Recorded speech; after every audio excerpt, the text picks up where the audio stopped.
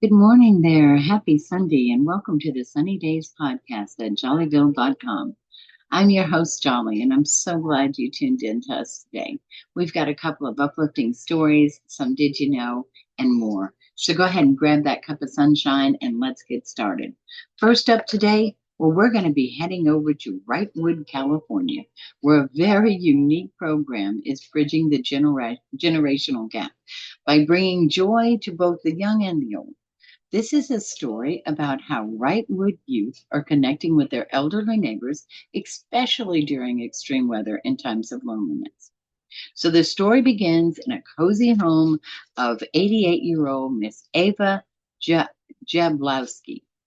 Her quiet living room becomes alive with energy as four boys, three 7-year-olds and a 9-year-old, burst in, bringing a wave of excitement that only children can create. Miss Ava and Miss Ava Jablowski's mini poodle, adds her own chorus of barks, quickly drowned out by the boys' enthusiastic chatter. They sing, they debate over the greatest soccer player, who is Lionel Messi, wins by an unanimous decision, apparently, and jostle for the best spot on Miss Ava's well worn couch. Well, Miss Ava says they are just the most darling kids. I love it. I love it. And I'm a people person. I miss having people in and out of the house. Miss Ava is a retired Los Angeles County Sheriff deputy. She doesn't get to leave home very often these days as her feet are a bit unsteady. But thanks to the new program at Wrightwood Elementary School, she doesn't have to miss out much on her favorite thing, human connection. The Golden Raccoon Program is what it's called, and it's named after the school's mascot. It pairs students with elderly neighbors to combat loneliness and provide support during harsh weather conditions. The idea was born last winter when a historic blizzard buried Wrightwood under feet of snow, leaving residents homebound. Principal John Garner wanted to ensure that elderly residents like Miss Ava had a support system during such crisis. He said, I think it made me think about how we might, as a school, be able to build a network where these senior citizens are checked in on. Great idea, Mr. Garner. Well, in 2023, 35 local families adopted a senior neighbor through the Golden Raccoon program. One of these families is the Samoras, who have been close to Miss Ava since moving in next door in 2017. Well, Miss Michelle Zamora said she was our golden raccoon before they named them the Golden Raccoons. We made sure to always shovel her driveway when it snowed and provide her with relevant information when the power or cell service had trouble. The Zamora children, including their second grade quadruplets and fourth grade son, regularly visit Miss Ava, bringing joy and companionship. The visits have become a highlight for her, whether it's getting tech support from 9-year-old Jax or exchanging holiday gifts with the family. Miss Ava continues, they are my adopted grandkids. I had a small farm in Rowland Heights before moving to Wrightwood. Well, the kids are fascinated by Miss Ava's stories of her farm life, and their lively presence just brightens her day. The program not only provides companionship, but also has proven health benefits for seniors who interact with young children. Other Wrightwood families are also forming new bonds with their elderly neighbors. For example, Chris Hirschman and his four kids connected with a woman who recently had lost her husband to cancer. They brought her some cheer and they brought it into her life, sharing homemade Christmas cookies and even delivering a fresh little tree when they learned she didn't have one. Chris said, it's the community helping itself. We have a lot of people that could use some help. Sometimes just a hello, just a visit. Well, Miss Garner and the families involved are hopeful the program will continue and expand. They're working on ways for seniors to request a pairing and to include golden raccoons in school events like talent shows and story time. As the Zamora children prepared to leave Miss Ava's house, they each always give her a big hug, promising to return soon. Michelle said, "She's a part of our family now, huh?" Well, you guys, this is a beautiful connection between the Zamoras and Miss Ava. Highlights, and Chris and his family highlights the true spirit of community. It's a reminder that even in a small town, new relations can be forged, bringing to light warmth and bringing happiness and togetherness, sharing community in the lives of both the young and the old. That's a great job, Miss Ava and Company. Thanks for making the world a little bit better of a place. And a sunny day story today, not a birthday and not really an anniversary, but a your inspiration story. We celebrate yet another extraordinary achievement that serves as a powerful reminder of the indomitable human spirit. I'd like to introduce you to Maurice Mo Bourquet, an 82-year-old resident of Lakeville. This 82-year-old resident has taken first place in the division at the 4th of July road race.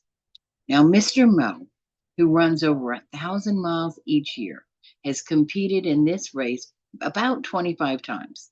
Despite not always placing as well when he was younger, he had never given up and once said, "When I was younger, I just was looking up and seeing everybody pass me by and win." Now, in the male 80 to 99 age division, Mr. Mo has his moment in the spotlight. He won the 4 mile race with an impressive time of 46 minutes and 17 seconds. Reflecting on his journey, Mo humbly remarked, "Now that I'm older, I seem to win them."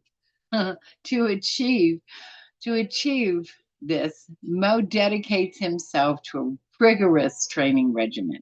He runs 5 days a week and power walks 2 of those, covering 100 miles each month. Last year, he ran a 12-minute mile and improved it this year to an 11-minute mile. As Mr. Mo proudly tells his friends, "Hey, a win is a win." And, sir, you were so correct.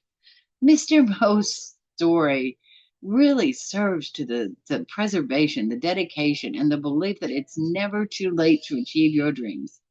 Let his journey inspire us all to keep pushing forward, no matter what the obstacles are we face. So, congratulations to you, Mr. Mo. Your triumph is truly an inspiration to all of us.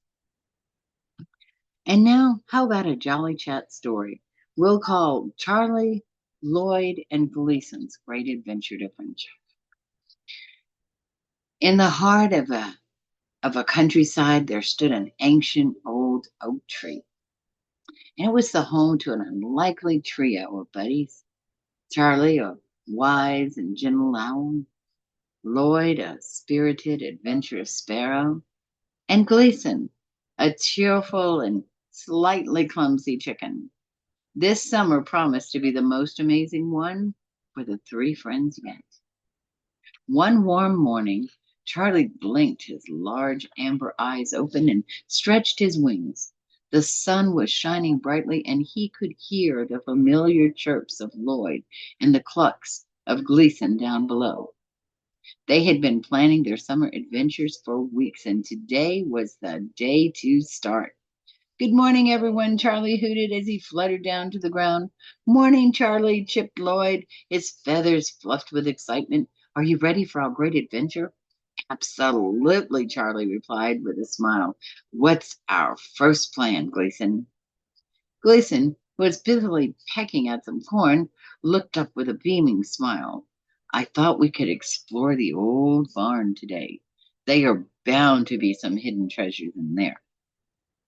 With the plan set, the three friends made their way to the barn. The old structure stood at the edge of the farm, weathered but still sturdy. As they approached, the door creaked open slightly, inviting them in. Inside, rays of sunlight filtered through the gaps in the golden walls, casting a warm glow on the dusty interior. Charlie flew up to the rafters to get a better view, with Lloyd darting around, examining every nook and cranny. Gleason, with his less nimble legs, trotted along the ground, his eyes wide and curiosity filled them. Look at this, Lloyd called, fluttering near an old, forgotten trunk. I bet there's something interesting inside. Charlie and Gleason gathered around as Lloyd carefully nudged the trunk open with his beak. And inside, they found a collection of old toys and tools and a faded map. Charlie quickly picked up the map with his talons and spread it out on the floor. It's a treasure map, he explained. He exclaimed, his eyes gleaming with excitement. It looks like it leads to the big oak tree in the meadow. Without a moment's hesitation, the trio set off towards the meadow, their hearts pounding with anticipation.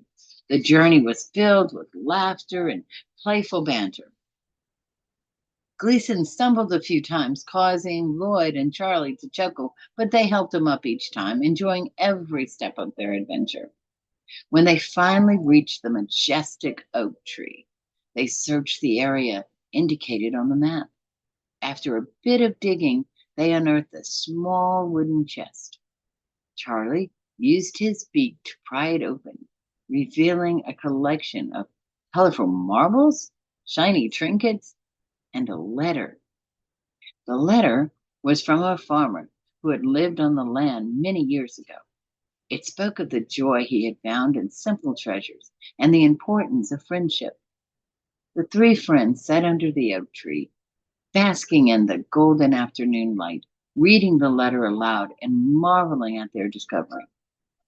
As the sunset began, painting the sky with hues of pinks and oranges, Charlie, Lloyd, and Gleason knew this summer really was truly magical.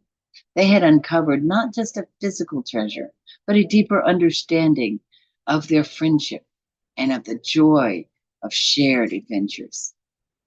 That night, as they returned to their ancient oak tree, they made a pact to always cherish their bond and seek out new adventures together.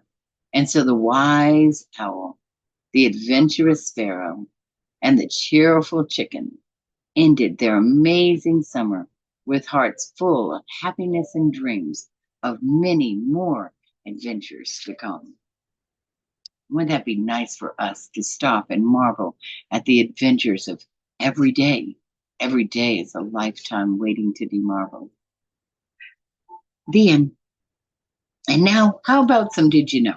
Well, since we were talking about the young and the elderly earlier, how about some facts, about some fun facts about the benefits from each other's company? Well, let's take, for example, did you know mutual learning was one of the biggest benefits? Improved mental health? Spending time together reduced feelings of loneliness and depression in both age groups, totally boosting their mental well-being. Mutual learning. Young people often learn wisdom and life skills from the elderly, while the elderly stay updated with new technologies and trends from the youth. And did you know kind of caused increased patience? Young people develop patience and understanding, while the elderly feel more valued and respected. And did you know that they have shared hobbies? They're discovering shared hobbies like gardening or playing games. Fostering bonds provides joy for both the young and the old, and that's in learning and in teaching each other. And in that line, did you know storytelling and history comes into that? Elderly individuals share personal and historical stories, providing young people with a sense of heritage and history. Well, there's some fun things, did you know? And a real important did you know, community building creates a great sense of that. Intergenerational friendships strengthen community bonds and create a more inclusive, supportive environment for everyone. So some fun, did you know stuff. And this week in our entertainment, we're going to go one more week and we're going to step out on the literary scene with a few of these bestsellers. How about Eruption by Michael Crichton and James Patterson? It's a thrilling collaboration between these two gentlemen that explores the chaos and danger of a volcanic eruption. You can find that at Barnes and Nobles. As a matter of fact, I think a lot of these you'll find there. The God of the Woods by Liz Moore, a mystery and atmospheric novel set in a remote forest community. Ooh, sounds good. Mr. John Grisham is at it again with Cameo Ghost.